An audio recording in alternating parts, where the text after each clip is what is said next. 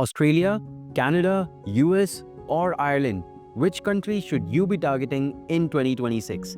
Whether you're going to study abroad or to work in these countries, I think it's important to know the pros and cons, what the political climate of the country looks like, because that's going to impact your return on investment, and which ones actually want you, and which ones you should prefer based on who you are, what you're doing, what stage of your life you're in. We're going to break that down over here. To start karte hain, the first one we're going to start with is Australia. See, here's the thing about Australia. People used to think that Australia is thirsty for immigrants. As many people as one can go into Australia, there's really no limitations. And maybe that was the case 5 years ago. But now the new migration strategy for Australia is strictly regional. That means it depends on which region you go into.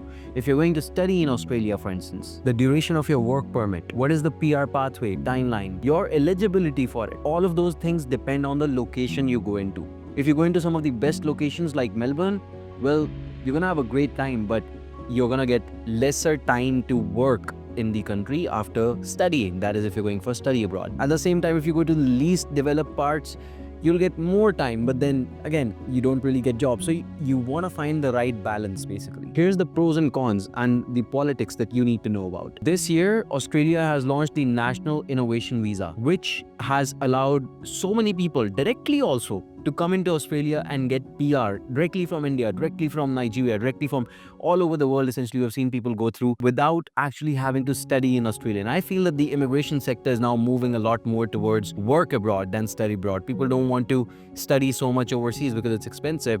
They directly want to go for work. Well, NIV gives you direct PR in less than 9 months if your profile has the talent. And if you go for study abroad, even then Australian universities have lesser tuition than the US, so they're cheaper, and it is still easier to get PR in Australia as compared to US and even Canada as of today. By the way, you can send me your resume on YMGrad.com.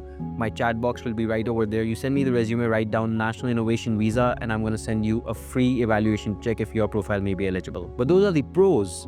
Now here's the cons. No matter what Australia says, Australians don't seem to want brown people to come into their country. The biggest wave of violent anti-immigration protests that I have seen have happened in Australia just a couple days ago on 31st of August 2025. The people participating in these riots say, "White man, take our country back," even though the country was never really coming in from white people to begin with. The Aboriginals were not white, but still, as of today, the violence and the kind of threats I've seen coming in from these protesters, I feel that Australia may not be the right fit for immigration today. On top of that, the job market is smaller. There's definitely lesser big tech and finance corporations as compared to a country like the US. Oh, one big thing, if you're thinking of studying in Australia, student visa rejections are skyrocketing, and I've made a separate video about that. There's all kinds of reasons to it, but Australia seems a bit biased as of who they allow and whom they don't. Now let's move on to Canada. Till 2023 or 4, Canada had the best image in terms of immigration. They were allowing almost everyone in. All kinds of people came in, and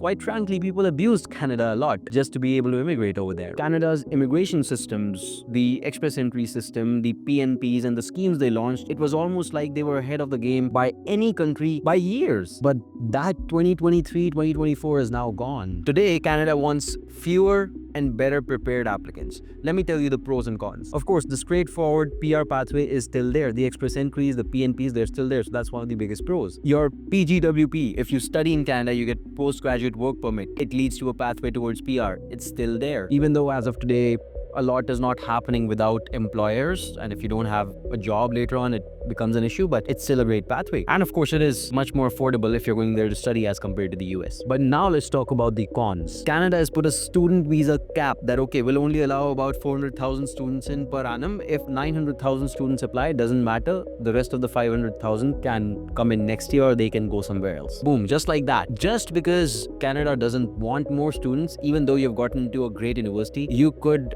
simply lose your opportunity to go to Canada just because the government says we've had enough. There's always the job market downturn. People are not able to find jobs, let alone native people are not able to find jobs. So international students are also facing issues. Remember when I mentioned a lot of people came into Canada, abused their ease of access to the immigration systems? Well, as of today, Canada is facing a housing crisis. People are not able to afford a house to stay in. And I'm not talking about the immigrants and international students who come from nothing. These are people who already were born in Canada, not not able to find jobs, not able to find housing, and that's angering them. And who are they blaming it on? Immigrants. That's where you see that the anti-immigrant sentiment in Canada also is at an all-time high. Not to mention that the salaries are lower than the US. Healthcare is worse than the US. And the PR timelines just to get the permanent residence are not the same as usual. The requirements are higher, you need more and more CRS scores as of today. It's basically just gotten stricter. But then, hold on, let's talk about the US then. You see, the US is complicated. Top universities, highest salaries, and some of the world's biggest companies and a startup atmosphere like no other country. It seems like a bed of roses, but at the same time, on the other hand, we have the H-1B visa, which is extremely unstable. Not to mention that the green card backlogs for Indians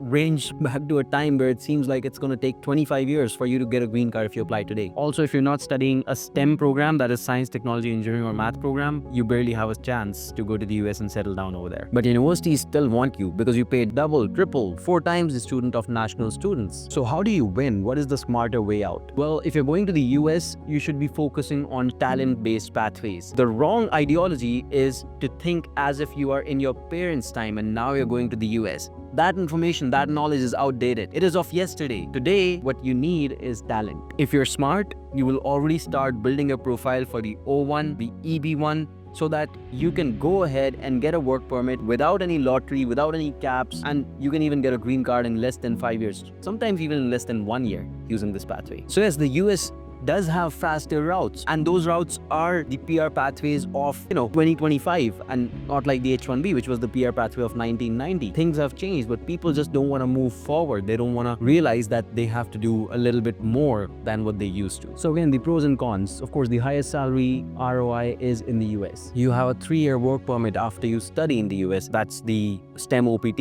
if you are going for a STEM degree, that is. Highest number of jobs, no question. And the maximum amount of top universities. There's so many options. But here are the cons. H-1B is in shambles. No one wants H-1B immigration right now. We've seen that time and time again with Trump administration giving speeches like this. Widespread abuse in our immigration system is allowing American workers of all backgrounds to be replaced by workers brought in from other countries. Of course, the Trump administration is unpredictable. Almost on a daily basis, there's some kinds of news about the US visa being changed this way or that way. And the PR pathway now is not straightforward. Just because you studied in the US doesn't mean you'll get to stay. You need more than that. You need talent. Finally, let's talk about Ireland. Well, Ireland is becoming a bit of a dark horse, quite frankly, because it gives you access to the European Schengen area. It is still English speaking, and it has strong job markets in especially tech and finance sectors. There's a well-defined pathway to gaining permanent residence in Ireland as well. So what's the catch? Well, the catch is that Ireland is small. Job markets are dominated by tech, finance, and pharma, and there's really not a lot of jobs going around as well. So here's the pros and cons for Ireland. It is English speaking, gives you a pathway to the EU. You have an average 2-year stay-back visa after you graduate, so you can work and you can earn your money, get your return on investment, find your pathway towards PR. And again, the PR pathway is well-defined. And many tech companies have headquarters in Ireland like Google, Facebook, Apple, simply because of the taxation reasons. And here's the cons. Small job market, heavily tech-oriented. There are good universities, but they are very few. So if you're studying in Ireland, then you really don't have a lot of choice. Either you go to a great school or just a bad one. Permanent residence is possible, but it's certainly slower than Canada and Australia. And the cost of living can be high, especially in areas like Dublin. Remember, whichever country you choose, it will decide your entire future. And that's why I want you to know all of these facts. By the way, remember when I talked about the O1 EB1 pathway for the US? I'm giving you guys a free evaluation. You may be eligible for some of these visas and the green card itself. Just send me a resume on YMGrad.com, write down O1 or EB1, and I'll give you a free evaluation as well. You can also now sign up on YMGrad.com, and I'll send you regular updates on immigration and cheat sheets on how to make it to some of these topmost preferred countries the smarter way. And if you want me to do a similar comparison for another country, just comment it down below. Is it US versus Italy, something else? Let me know and I'm going to do that for you. Until next time, this is Yash signing off. Thank you so much for joining in.